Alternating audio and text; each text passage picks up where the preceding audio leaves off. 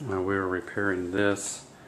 We were doing this overlay on this acid stain floor at this house because in this hallway they had to cut out a large piece of concrete and get under the house and work on the plumbing for a flood repair.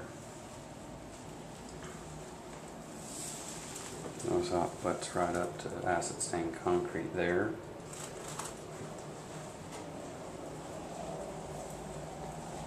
That's the master bedroom.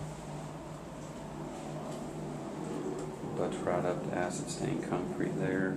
This is all masked off. Has 2 coats of micro over 2 coats of thin finish.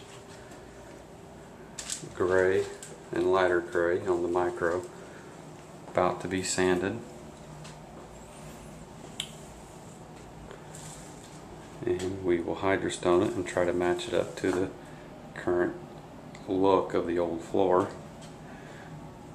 See all the water damage got underneath the urethane.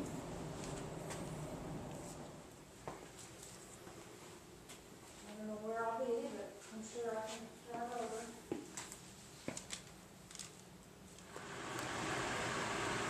Here you can see the floor has 3 coats of CSS at 2:1, waiting for it to dry.